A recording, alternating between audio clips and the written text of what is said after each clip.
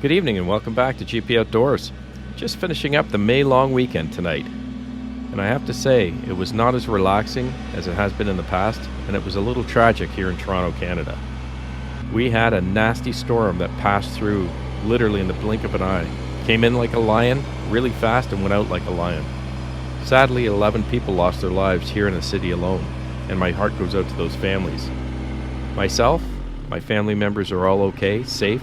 Nobody was injured, and the only thing I suffered was a big limb came off my neighbor's Norwegian maple, came down on the front of my house, and you'll see some parts of that in an upcoming video.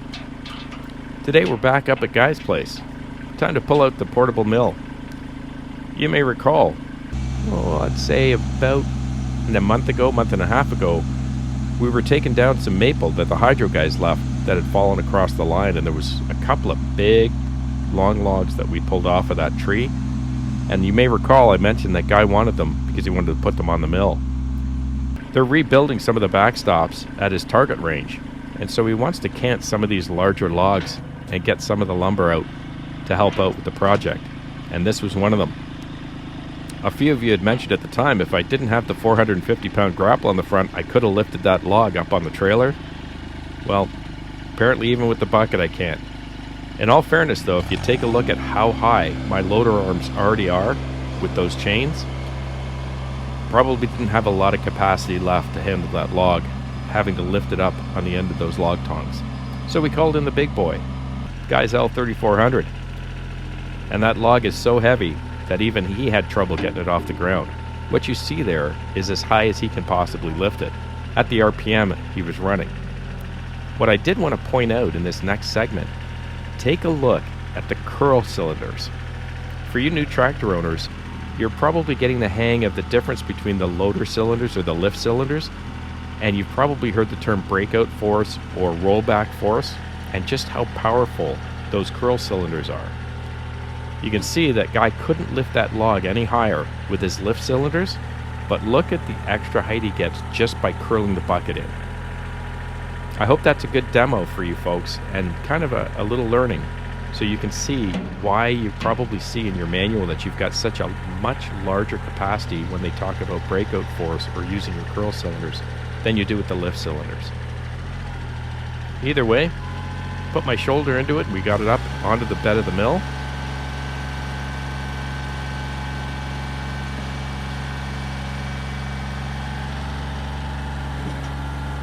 And right now, Guy's just going to put some wedges under there, because not only do you have to level the bed of your mill, but you also have to level the log, because of course it's not linear. And we'll see a little more of that later.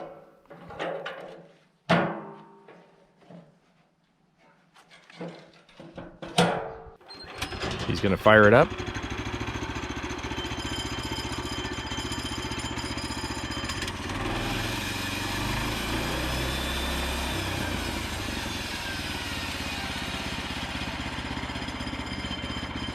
Roll it into position. And on this particular log, Guy is determined to get 2 cants out of it. So you're going to see he's going to do things a little differently than he normally does, because he wants to make sure he can pull off 2 cants out of this one log. Because he's not using this for building furniture or anything that requires exacting standards or a nice clean cut, you'll see he does things a little differently here.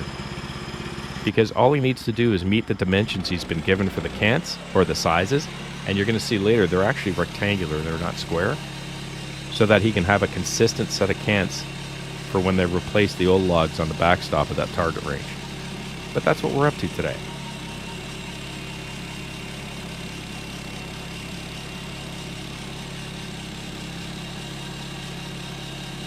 Guy's mill is an HM126, which means it has a 26-inch log capacity. He's had this mill now for 6-7 years, long before it became kind of a fad as it has on YouTube over the last year and a half, and he uses it and has used it quite a bit. In fact, I'm sure he got payback on this mill years ago. He mills a lot of hardwoods, seasons them to make furniture or to use in different projects, or if he needs dimensional lumber. That's why sometimes out in the forest you'll see that he'll go along and he'll mark logs, certain lengths he'll want left for the mill, and some he'll mark to say use this as firewood or to buck it up into 16 inches.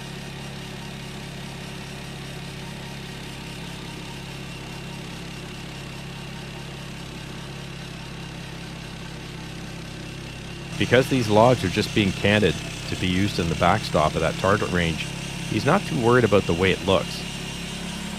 He just wants to make sure he makes the dimensions. You'll see that Guy started through the middle of that log, but we were really teasing the edge of that 26-inch capacity, and he got about halfway through.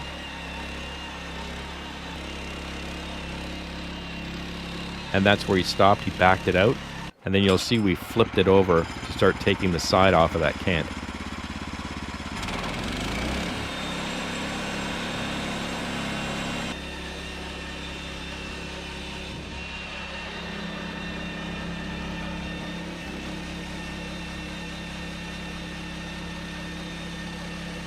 You're going to see that the frame of this mill is shaking a lot. And I'll tell you why that is shortly.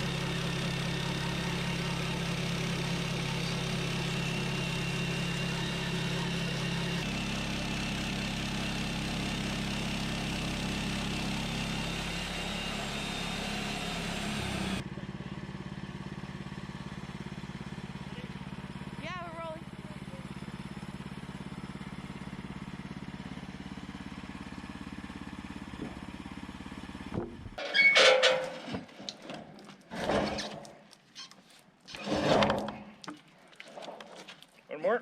Yep. Thing weighs a ton.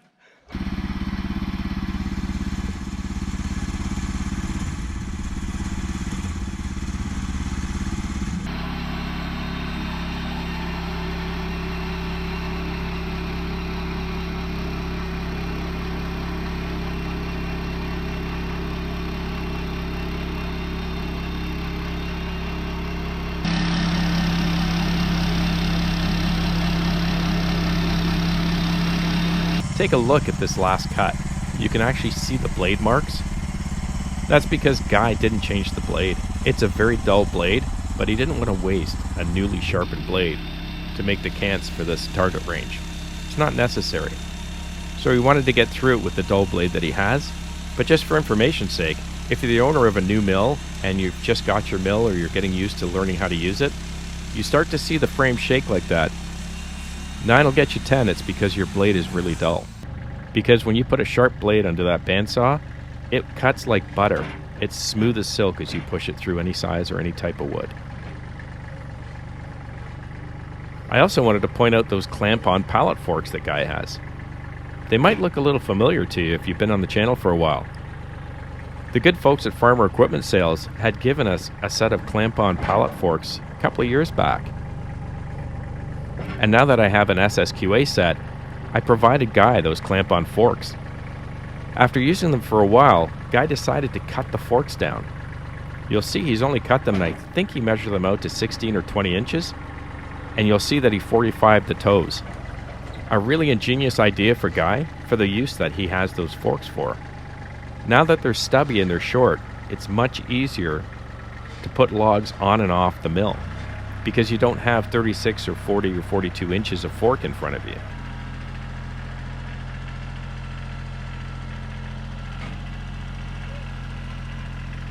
What you're also going to see here is that it's very helpful when you're digging into a log pile, because when you've got regular long forks and you try to get one log out of a pile, you usually end up finding that 2 or 3 of them come with you. Having such short forks allows them to curl in and under and pull that log right up with ease without disturbing the rest of the pile. You probably noticed on the last video, we were hauling some of the splits from back here at the end of the shed up to the front by the boiler. The last couple of seasons, Guy has never made it through all of the firewood that's been split. So these splits were sitting here for at least 2 seasons. So they are super dry and well seasoned. So we wanted to hand bomb them up to the front right by the boiler for next winter. First off, first into the boiler. A lot of folks over the last 2 years or so have suggested or recommended that I get myself a portable mill. And I've been hesitant to do so and probably never will. I know they're all the rage over the last while, But at the end of the day, my hobbies don't include building furniture or making cabinetry or building projects that I would need or benefit from a mill. Guy's been doing it for years, so this mill is absolutely right up his alley. The other thing a lot of folks don't realize is that milling boards is not just the glamour, so to speak, that you see on YouTube. There's a lot of preparation that comes into setting up your mill. There's a ton of cleanup afterwards, which is probably the worst part. Not to mention the cost of sharpening and maintaining the mill. It's not cheap, unless you know how to sharpen the blades yourself and you have the right tools. And then your cleanup afterwards, we'll use those slabs for firewood for sure. But cutting up those odd-shaped pieces of wood is never as easy as splitting up a round. And the other thing you've got to be very careful about is you cannot leave large piles of sawdust on the ground like that, especially when it comes to the heat of the summer. It's a big fire hazard.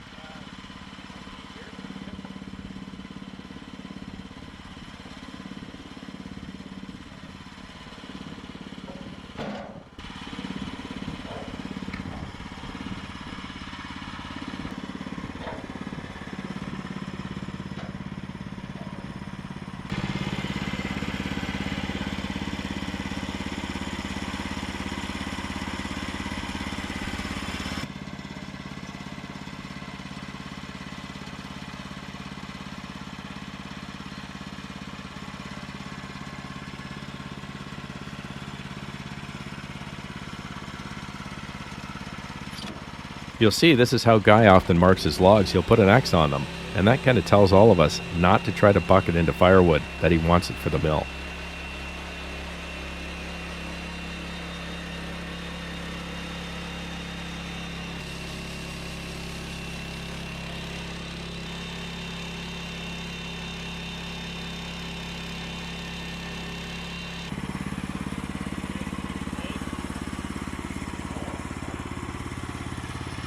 I mentioned earlier that it's critical to level the bed of your mill before you start using it, but you also have to level the log that you're putting on top.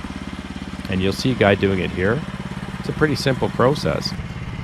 But in each of those bed rails, you'll find that he hides wedges, because as he's putting different logs onto the mill, he'll go along with his level, his tape measure, and a Sharpie, and he'll use wedges to try to ensure that the log is centered and level all the way throughout the throw.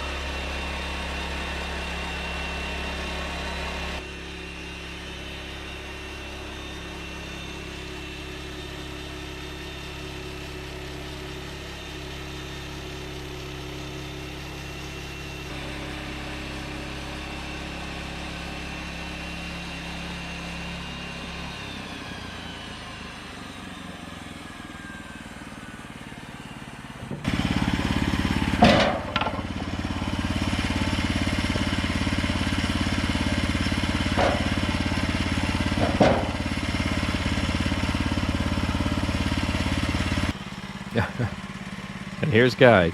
Always makes a template of things when he's doing something more than once or twice. That little piece of plywood you see there in his hand, that's just a simple template of the exact dimensions that the gun club wants for these cants.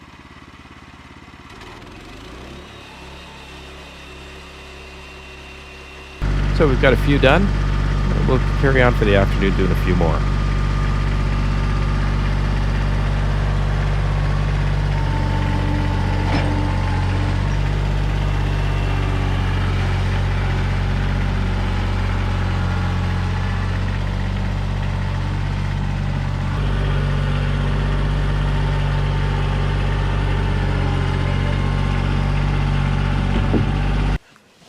Well, my friends, I hope you enjoyed the video today. It's nice to get the portable mill out again. That was one big maple, but we got through it. And as you probably noticed, Guy was not worried about how exact those cants were because they're just for the backstop on his target range. And that's going to wrap it up for today's video. Those slabs off of the Cants, we'll cut them up. We'll throw them in the stack for firewood this winter. Thanks for sticking around today. I hope you have a wonderful week with your families. Please, please be kind to each other. And I'll see you again right here. I'm Gord Potter, and you've been watching GP Outdoors. Cheers. Let's go, boys. Come on, Coda. Come on, Bear.